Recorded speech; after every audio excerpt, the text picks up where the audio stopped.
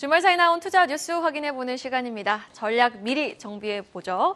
세 분과 함께하겠습니다. 야천투자연구소 남인호 소장, LNS홀딩스 김선용 대표, FI리서치 한용희 수석과 함께합니다. 어서 오세요.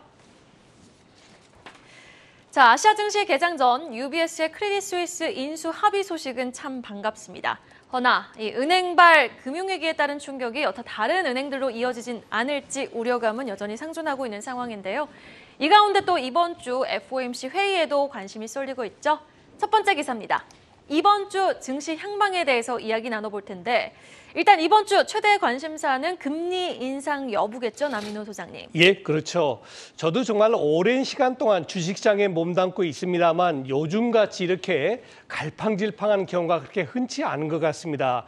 미국의 SVB를 시작해서 이제 유럽 시장까지도 불똥이 튀었죠. 스위스에 170년 정도 됐다 그래요. CS, 크레딧 스위스가 결국은 유동성 위기를 맞고 있습니다. 방금 이해생급 말씀대로 다행스럽게도 UBS, 스위스 연방은행하고 스위스 중앙은행이 합병한 은행이죠. 세계 5위의 그런 IB 은행입니다. UBS에서 32억 달러로 아마 CS를 인수할 가능성이 높다. 인수할 걸로 지금 기대를 하고 있습니다. 다행히 금융시장에서는 이제 빠르게 안정을 찾겠습니다만 우리 투자자들이 또 하나 생각하고 있는 게 있죠. 지금 같은 금융위기가 점점 고조되고 있는데 과연 미국 페드는 어떤 결정을 할 것인가? 지금 전문가분들은 대부분 다 0.25, 즉 그 노멀 스텝을 기대하고 있는데 일각에서는 또 금리 동결까지도 기대하고 있는 것 같습니다. 아무튼 이번 주도 지난주와 마찬가지로 살 얼음을 걷는 그런 기분으로 투자를 하셔야 될 것 같습니다. 제가 지난주에 한번 말씀드렸습니다만 이런 분위기에서는 상승한다, 하락한다 이렇게 외통수, 다시 말해서 한쪽 방향으로 잡기보다는 상승도 가능하고 밑으로도 가능하다라는 양편을 잡는 것이 우리 투자자 수익이 좋아지지 않겠나라고 정리하겠습니다. 네, 알겠습니다. 현재 시장에서는 0.25%포인트 인상 예상이 좀 우세한 상황. 이번 주 연준의 행보를 비롯해서 다른 은행들의 추가 파산 가능성까지 한번 주시해 보시면서 변동성 염두하시면서 시장 대응하셔야겠습니다. 자, 그래서 이렇게 흔들리는 변수 속에서도 주목해야 할 섹터들 이어지는 기사로 한번 다뤄볼 텐데요. 반도체부터 우리 한번 시작해 볼까요? 이 삼성전자와 SK하이닉스가 1분기 예상보다 적자 규모가 좀 클 것이다라는 우울한 전망은 계속해서 나오고 있죠. 그런데 이 와중에 메모리 반도체, 낸드 시장의 하락세는 점차 둔화되고 있다고요? 네, 맞습니다. 글로벌 반도체 업종 둔화 때문에 잘 아시는 대로 삼성전자와 SK하이닉스가 1분기에는 각각 삼성전자는 2조, 그리고 SK하이닉스 같은 경우는 4조 원이 넘는 영업적자를 기록할 수 있다는 그런 내용이 나왔는데요. 일단 증권가의 전망입니다. 뭐 잘 아시겠지만 작년부터 증권가 전망 별로 안 맞죠. 뭐 이런 부분 체크해 보시면 좋을 것 같고요. 또 다른 기사에서는 이제 삼성과 SK하이닉스의 어떤 반도체 동반 적자 가능성에 추가 감산이 다시 뭐 가능성이 있다라고 고개를 드는데 이건 잘 모르겠습니다. 뭐 하이닉스는 좀 해야 되는 입장이지만 삼성전자는 지금까지도 안 했고요. 앞으로도 할 이유 그렇게 딱히 없는 것 같습니다. 일단 삼성전자를 제외하고 2위권인 SK하이닉스부터 이제 몇몇 개 기업은 이미 감산을 했죠. 근데 4분기 기준에 점유율을 따져보니까 인위적 감산이 없다고 이야기한 삼성전자만 점유율이 33.8%로 오히려 전분기 대비해서 2.4%포인트 올랐고요. 막상 감산을 한 SK하이닉스는 17.1%, 키옥시아는 19%로 전분기보다 줄어들었습니다. 뭐 이런 상황에서 당연히 몇 가지 생각해야 될 게 분명히 있는 것 같은데 첫 번째로는 뭐 잘 아신 대로 1분기는 이제 반도체 업종 자체 전통적인 비수기다. 원래 이제 실적이 잘 안 나오는 분기란 뜻인데 작년까지는 사실 나쁘지 않았던 실적을 발표한 건 맞는 것 같습니다. 그러니까 당연히 YOY는 좀 많이 안 좋게 보이는 그런 효과 분명히 나올 수 있을 것 같고요. 이거에 너무 연연하지 않으셨으면 좋겠다는 그런 말씀 드리겠습니다. 두 번째로 한 글로벌 반도체 소재업체 CEO 같은 경우는 최근에 이제 직원들을 대상으로 미팅하면서 뭐라고 그랬냐면은 메모리 반도체 시장에 침체는 걱정할 필요 없다. 반드시 반등하게 돼 있고 우리는 준비만 철저하게 잘하면 된다라고 멘트했다고 하는데 사실 저는 이거에 굉장히 좀 공감을 했고요. 이 기업 어디지 좀 빨리 찾아봐야겠다는 그런 생각이 좀 들었습니다. 그리고 최근에 잘 아시겠지만 챗 GPT 같은 어떤 고사양의 AI 이쪽이 더 지금 각광을 받게 되면서 고사양의 컴퓨터들이 많이 필요합니다. 그렇게 되면 당연히 누가 본다 하더라도 이런 반도체가 더 고사양이 돼야겠죠. 근데 그 커버링 할 수 있는 기업 많지 않습니다. 이 부분 한번 체크해 보시면 좋을 것 같고요. 어쨌든 이 위 소재 업체 CEO의 마인드로 좀 투자를 이어가시는 게 좋을 것 같다는 말씀드리고 다시 한 번 말씀드리지만 1분기는 원래 전통적인 비수기다. 이 부분 한번 체크해 보시면 좋을 것 같습니다. 네, 말씀해 주신 것처럼 1분기는 전통적인 비수기다. 하반기에는 메모리 반도체 가격 하락 둔화, 또 공급 축소 효과까지 더해지면서 수급 개선이 예상되고 있는 상황인데요. 자, 그렇다면 지금 반도체 장비주들 매수 적기일까요? 지금 뭐 대표적으로 삼성전자, SK 하이닉스 같은 경우는 저는 조금 더 지켜봐야 된다라고 생각을 하고 있고요. 당연히 아까 김상현 대표님이 말씀하신 대로 1분기 같은 경우에 전통적인 좀 비수기입니다. 근데 지금 보시면은 하향 곡선이 조금은 완화되고 있다라고 좀 말씀을 드리고 싶고요. 지금 대표적인 그 D램 범용 제품 같은 경우에 DDR4 8GB죠. 이 제품 같은 경우에 지금 뭐 1달러, 1.7달러 정도까지 크게 하락을 했었는데 지금 하향 곡선이 조금 완화되고 결국엔 좀 반등을 하게 되면은 저는 그때 봐도 좀 나쁘지 않다라고 생각을 합니다. 그러면은 지금 저는 메모리 쪽보다 다른 쪽을 좀 집중해서 보셔야 되는 게 맞다라고 좀 생각을 하고 있는데 그 챗 GPT라든지 아니면은 뭐 오픈 AI, 뭐 마이크로소프트에서 투자한 오픈 AI라든지 아니면은 뭐 아마존, 뭐 구글 이런 쪽에서는 결국에는 인공지능에 대한 경쟁이 좀 활발해질 것으로 보입니다. 그러면은 여기서 필요한 반도체가 무엇이냐라고 했을 때는 저는 HBM이라고 생각을 하는데 물론 이거 D램 적층해가지고 쌓아가지고 만드는 제품이죠. 근데 HBM 같은 경우에는 조금 AI 기술에 좀 필요한 반도체이기 때문에 저는 HBM에 들어가는 좀 장비 쪽을 좀 보셨으면 좋겠다라고 생각을 합니다. 왜 그러냐면은 그 삼성전자, SK 하이닉스는 결국에는 뭐 서버용도 그렇지만은 지금 PC나 뭐 노트북, 메모리 반도체에도 크게 영향을 많이 받기 때문에 저는 좀 이 레버리지 효과가 있는 좀 집중할 수 있는 본 사업에 집중할 수 있는 좀 HBM 장비주들을 좀 보셨으면 좋겠다라고 생각을 하고 있는데요. 최근에 이제 반도체 장비주들 주가가 굉장히 좀 지난주에 좋았죠. 근데 HBM 그 장비주들 같은 경우에 대표적으로 저는 PSK 홀딩스가 좀 유망하지 않을까라고 생각을 하고 있는데요. 그러니까 PSK랑 PSK 홀딩스가 따로 있습니다. 근데 PSK 같은 경우에 이제 전공정 장비에 투입이 되는 거고요. 이제 PSK 홀딩스 같은 경우 이제 후공정 장비에 이제 들어가는 장비를 만드는데 이게 이제 어드밴스드 패키징 공정 장비에 들어갑니다. 그러면은 이 어드밴스드 패키징 공정 장비가 왜 중요하냐? 우리가 이제 그 포토레지스트 측면에 보시면은 이 찌꺼기가 하나가 있습니다. 찌꺼기가 좀 있는데 이 찌꺼기를 좀 깎아주는 역할, 제거해주는 역할을 하고 있기 때문에 이게 미세한 파티클이 있게 되면은 사실 반도체에 큰 영향을 미치게 됩니다. 그렇기 때문에 저는 HBM 쪽에 특화되어 있는 좀 장비주를 보셨으면 좋겠다라고 말씀을 좀 드리겠고요. 좀 여기서도 연관되는 게 이제 한미 반도체죠. 한미 반도체도 한번 엮어서 보시면 좋겠다라고 말씀을 좀 드리고 싶습니다. 네, 전자닉스는 조금 관망해 볼 필요가 있겠지만은 HBM 관련해서 장비주를 우리는 좀 주목해 볼 필요가 있다. PSK 홀딩스, PSK에 대한 긍정적인 투자 의견 제시해 주셨습니다. 자, 다음 기사 만나보겠습니다. 하반기 반도체 수급 개선이 예상되는 데는 챗 GPT 열풍도 힘을 보태고 있죠. 바로 베일벗은 카카오의 한국형 챗 GPT 소식 확인해 보도록 할 텐데요. 자, 지금 카카오톡에서 바로 AI 챗봇 서비스를 이용해 볼 수 있다고요? 네, 맞습니다. 카카오가 출시를 예고했죠. 이제 챗봇 형태의 이제 생성형 인공지능 서비스가 베일을 번다는 그런 소식이 나왔는데 카카오 브레인이 이 이름이 다담입니다. 다담이라는 이름의 챗봇 서비스의 오픈 베타 서비스를 시작을 했습니다. 오픈 베타 서비스를 어제부터 이제 모집을 하기 시작을 했고요. 그리고 현재 다담 카카오톡 채널에 이제 친구 추가하면은 이제 채팅방을 통해서 이용이 가능하다라고 나와 있는데 저도 어제 이제 이 소식 해야겠다 싶어가지고 한번 해봤는데 처음에 날씨 물어보니까 일단 딜레이가 깁니다. 뭐 10초에서 15초 한참 있다가 이제 얘기를 하는데 전국적인 날씨, 뭐 평균 날씨 나오는 것 같고요. DM은 어떨 것 같다 그런 얘기 나왔었고 어쨌든 뭐 밑에 보니까 다음 검색창으로 연결이 되더라고요. 그리고 다음에는 삼성전자 주가 물어봤습니다. 삼성전자 주가 물어보니까 뭐 다음 금융창 그리고 네이버 증권 그리고 이제 증권 정보업 사이트 한 두세 개 뜨더라고요. 그리고 마지막으로 3월 FOMC 물어보니까 이미 25bp 인상했다라고 나오는 거 보니까 뭐 몇 년 전 거 얘기하는 것 같은데 일단 아직 베타즈 버전이라서 앞으로 학습을 좀 많이 해가면서 이제 공부가 좀 많이 필요할 것 같긴 하지만 그렇다 하더라도 일단 시작을 끊었다는 게 중요한 것 같고요. 앞으로 얼마나 성장을 이어가는지 중요한 것 같고 말 그대로 베타 서비스입니다. 그래서 여기서 만일 이용을 하다가 좀 뭔가 불편한 점이나 개선해야 될 점을 바로바로 채팅창에 올려주면은 거기 이제 운영자님이 계셔가지고 그걸 갖다 받아들여서 또 이제 수정을 하나 보더라고요. 그래서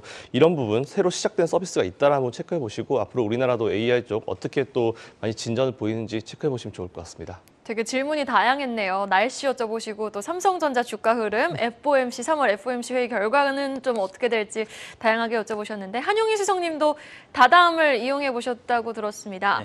네. 네이버보다 한 발 앞서 선보였던 점에서 업계에 좀 주목을 받고 있는 건 사실이죠? 뭐 저는 업계 주목을 받고는 있지만 이게 실제로 사용자들이 얼마나 사용하느냐에 따라 좀 달라질 거라고 좀 생각을 하고 있는데 저도 어제 써봤습니다.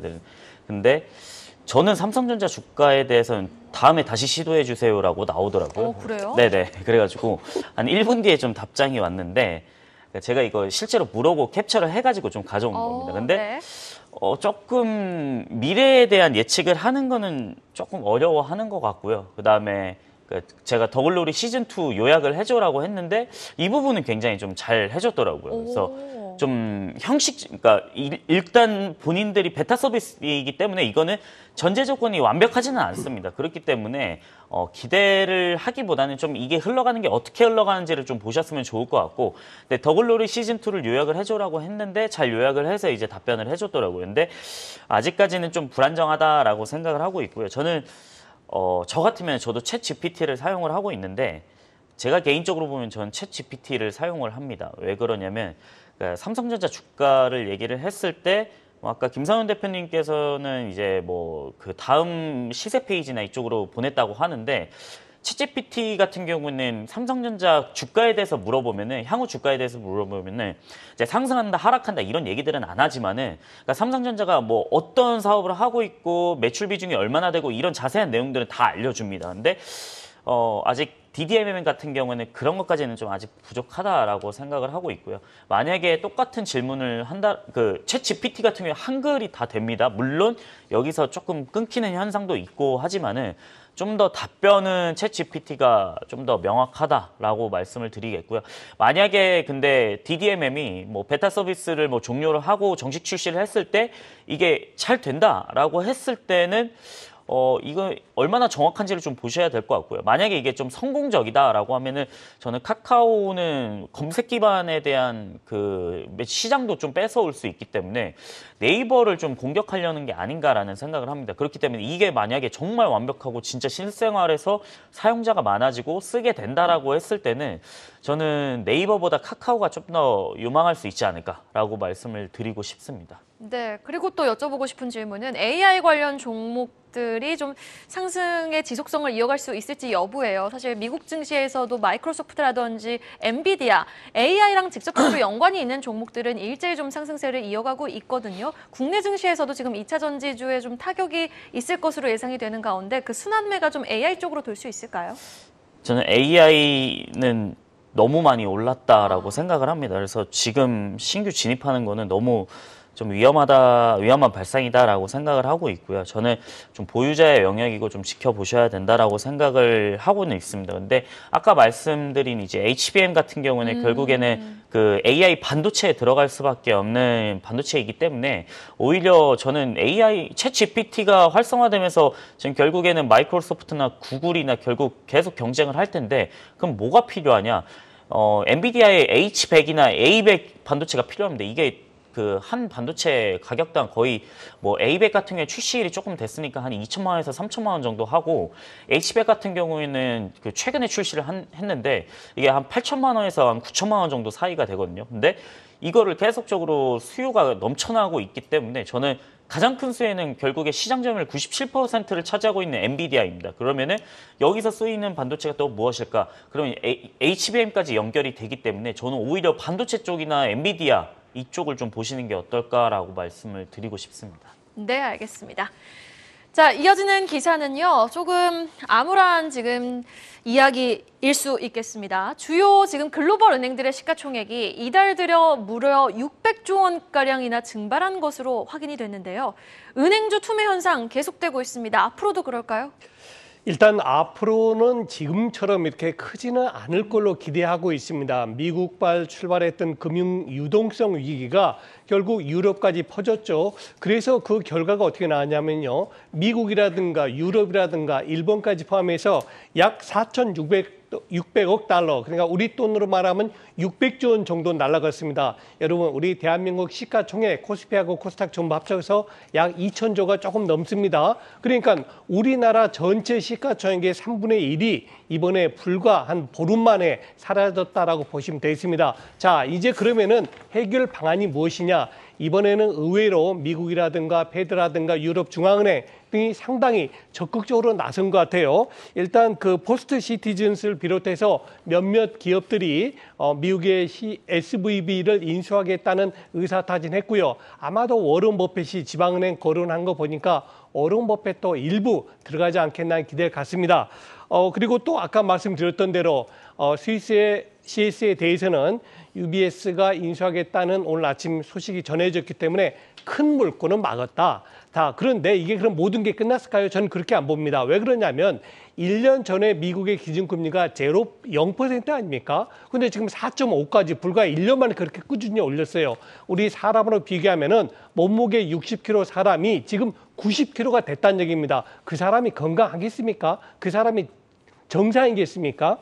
이렇게 금리를 급등시키는 바람에 채권에 대한 가격 하락으로 이어지고 또 그걸 가지고 있는 금융기관이 당분간은 언제 어디서 어떻게 문제가 터질지는 아직은 모르는 일입니다. 다만 제가 이 말씀 드리겠습니다. 그럼 우리나라 금융기관도 피해야 되느냐? 저는 그 의견에 반대입니다. 왜 그러냐면 유럽이라든가 미국에 있는 금융기관이 특히 아까 말씀드렸던 SVB라든가 CS 같은 경우는 어떤 그 특수한 그런 어떤 대출이 많아서 그런 것이지 우리 국내 4대 금융지주라든가 지방의 거주지를 둔 금융은 거의 그런 게 많지 않단 말입니다. 그리고 어떤 특별한 은행에 특별한 기업에 대해서 이런 매출이 과반 넘는 은행이 없기 때문에 우리나라에는 번질 가능성이 저는 거의 없다 이렇게 봅니다. 그래서 퍼라든가 PBR 볼 때 지금 국내 금융기관은 매우 저평가됐다고 봅니다. 그래서 여기서 더 이 주식을 매도한다는 것은 옳지 못한 투자다라고 결론 짓겠습니다. 네, 알겠습니다. 좀 글로벌 은행주들과 국내 은행주들은 좀 따로 띄워놓고 바라볼 필요가 있다. 국내 은행 금융주들은 여전히 좀 극심한 저평가 영역에 있다라고 정리를 해주셨는데요. 자, 일단 계속해서 미국이 워런 버핏 같은 월가 큰 손에도 은행 구제에 동참을 요청했다는데 한용희 수석님은 어떻게 보십니까? 이 지금 은행주의 투매 현상, 글로벌의 좀 리스크 현상은 좀 지속될 거라고 보십니까? 저는 일단은 그 주말 사이에 좀 다행인 뉴스가 하나 있었던 게 다들 아시겠지만은 이제 UBS가 CS를 인수한 게 조금 우리나라 개장 전에 인수를 해서 좀 다행이다라고 생각을 하고 있고요. 지금 그래서 지수 선물 보시면은 조금 상승을 크게 하는 모습들을 보여주고 있습니다. 그래서 조금은 다행이라고 생각을 하고 있고요. 근데 일단은 CS 같은 경우에는 2008년 금융위기 당시에 리먼 브라더스 자산 규모 2배였죠. 그러니까 굉장히 좀 잘 나가던 은행인데 지금 고점 대비해서 마이너스 폭 보시면 90%가 넘어갑니다. 그 인수한 가격 보시면은 그러면은 일단은 크레딧 스위스는 좀 인수는 됐지만 급환불은 좀 껐다라고 생각을 하고 있고요. 이게 아까 남인호 소장님이 말씀하셨던 것처럼 저도 국내 은행주들은 극심한 저평가라는 건 맞다라고 생각을 하는데 결국에는 주가를 끌어올리려면은 자사주 매입 소각에 대한 좀 적극적인 지원이 있어야 되지 않을까라는 생각을 하고 있고요. 이게 만약에 좀 선행이 돼서 정말 행동으로 이어진다라고 하면은 저는 좀 투자해 볼 만하지 않을까라는 생각을 하는데 일단은 한 가지 또 기다리는 뉴스가 있죠. 그 주말 사이에 20여 대 그 지역은행 개인 제트기들이 이제 오마하 쪽에 조금 그 랜딩하는 현상들이 좀 포착이 됐습니다. 그러면은 네. 여기서 추측을 해야 될 거는 이거 버핏이 2008년에도 조금 골드만삭스나 BOA한테 좀 지원을 해준 게 있지 않았습니까? 근데 이번에도 좀 구원투수로 나서는 게 아닌가라는 아직까지 시장의 추측들이 있습니다. 근데 이거는 좀 기다려 봐야 될 것 같고요. 이게 만약에 좀 구원투수로 등판이 된다라고 하면은 좀 시장의 훈풍은 돌겠죠. 근데 아직까지는 이거는 좀 개인 제트기들이 좀 랜딩한 부분들만 나온 것이고 아직 구체적인 사안이 아니기 때문에 이 부분들은 조금 기다려야 되지 않을까라고 말씀을 좀 드리고 싶습니다. 네, 알겠습니다. 버핏이 직접 나서는 부분은 우리가 좀 기다려볼 필요가 있지만 한동안은 당분간 좀 공포 심리는 어쩔 수 없이 좀 이어질 수 있다라는 부분은 염두에 두셔야겠습니다. 자, 다음 기사입니다. 많은 분들이 가장 관심도가 높은 기사죠. 지금 올해 300% 이상 급등한 코스닥 대장주입니다. 에코프로가요. 작년을 떠오르게 합니다. 지금 임직원의 주식 불공정 거래 의혹으로 본사를 압수수색했다라는 소식이 전해졌는데요. 일단 자세한 상황부터 한번 짚어볼까요? 네, 도대체 우리나라 상장사들 도대체 왜 이 모양인지 모르겠습니다. 일단 몇몇 기업의 문제인 것 같고요. 일단 검찰과 금융당국이 에코프로의 전 현직 임원의 주식 불공정 거래 의혹을 대해서 이제 주가에 포착했다는 그런 내용이 나왔는데요. 사실 이제 이번이 두 번째입니다. 잘 아시는데 지난번에 회장이 이제 이런 이슈가 있어서 집행유예 3년에 징역 3년에 집행유예 3년, 5년 그리고 이제 벌금을 35억을 먹은 이런 케이스가 좀 있었는데 비슷한 방식으로 이제 에코프로와 계열사인 에코프로 BM 전현직 직원 5명도 집유 혹은 이제 벌금형 신고를 받은 적이 있습니다. 이게 뭐 우리나라 코스닥 기업들에서는 좀 제법 그래도 종종 가끔가다 발생을 하는 현상이긴 합니다. 근데 이게 에코프로라고 하면은 그만큼 이제 네임밸류도 있는 기업이고 여러분들 아시겠지만 많은 개인 투자자들이 투자를 하고 싶어 하고 왜 나는 이걸 못 샀을까라고 정말 후회를 만들게 할 정도로 정말 상승률이 좋은 종목인데 이런 기업에서 이런 상황이 발생했다는 것 자체가 사실 이건 거의 대기업이라 봐야 되잖아요. 시총을 봐도. 근데 이런 게 발생했다는 것 자체가 아직은 우리나라는 금융 전반적인 어떤 이제 레벨로 봤을 때 아직 멀었다는 그런 생각이 좀 들고요. 이거는 사실 기업의 문제도 있긴 있지만 열심히 일하고 있는 직원들 위해서 이제 몇몇 CEO나 높은 고위직 직원들이 이거 회사 완전히 정말 이제 이미지 완전 한 방에 날려버린 케이스죠. 이런 케이스 좀 없었으면 좋겠고 다행히 이제 검찰이 최근에 이제 패스트 트랙이라는 걸 활용했습니다. 정말 빠르게 이런 걸 이제 수사를 해가지고 이제 앞으로 진행을 한다고 하니까 좀 지켜보면 되는데 이런 게 수사가 없어야죠. 이런 거에 대해서 이제 수사할 일이 없어야 되는 게 정상인 것 같고요. 투자하고 계신 분들은 이런 이슈 나오면 당연히 불안할 수밖에 없습니다. 도대체 개인 투자자들을 뭘로 하는 행동인지 모르겠지만 이제 아무래도 CEO 분들과 전현직 임원분들 특히 이제 고위직 분들은 그래도 좀 이제 모럴 해저드라는 게 좀 없었으면 좋겠다는 그런 개인적인 생각을 가지고 있고요. 어쨌든 이 이슈 한번 체크해 보시고 오늘 주가 흐름 한번 보시면 좋을 것 같습니다. 네, 올해 들어서 개인이 1조 원이나 매수를 한 에코프로 그룹주들.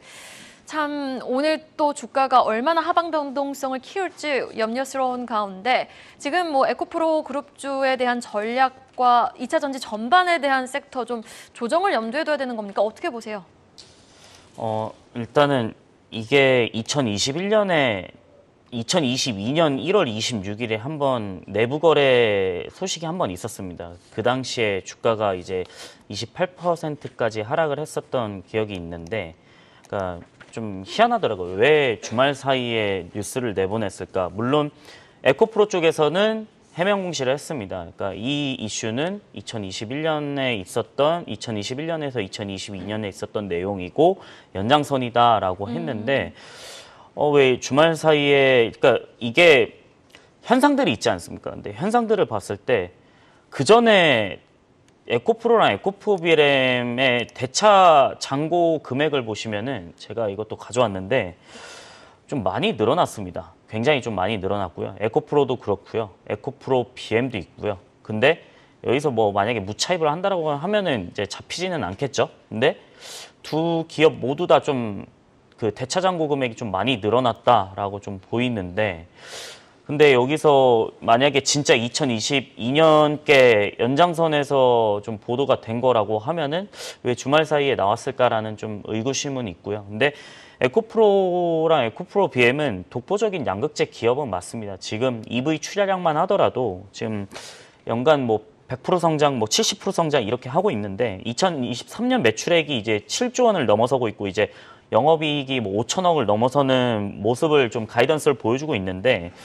저는 일단은 이 시장에 좀 불안감이 있는 만큼 좀 주가는 좀 반영이 될 거라고 생각을 합니다. 하지만 좀 대차 잔고가 저렇게 늘어났다라는 거는 조금은 의구심을 좀 가져야 되지 않을까라는 생각을 좀 하고 있고요. 그래서 일단은 저는 그 EV 성장은 계속적으로 좀 이어질 수 있기 때문에 저는 이게 시간이 좀 해결해야 될 그 주가라고 생각을 합니다. 그래서 이게 사실관계가 명확하게 나오기 전까지는 조금 시장 상황을 좀 판단을 해야 될 것 같다라고 말씀을 좀 드려보고 싶습니다. 그럼 2차 전지 관련주 전반적으로 좀 타격을 예상하고 계시는 겁니까?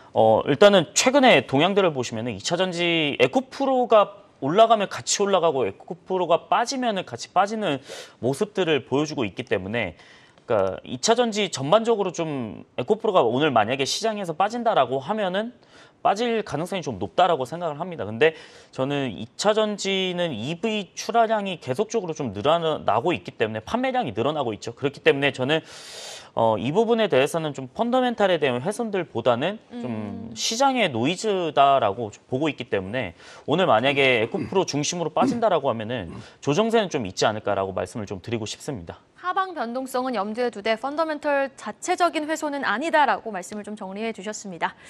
자, 마지막 기사 한번 살펴보도록 하겠습니다. 지금 이렇게 대외적인 변수가 가득하고 불확실성이 상존하고 있는 상황 속에서 지금 투자금이 몰리는 곳 바로 ETP라고 합니다.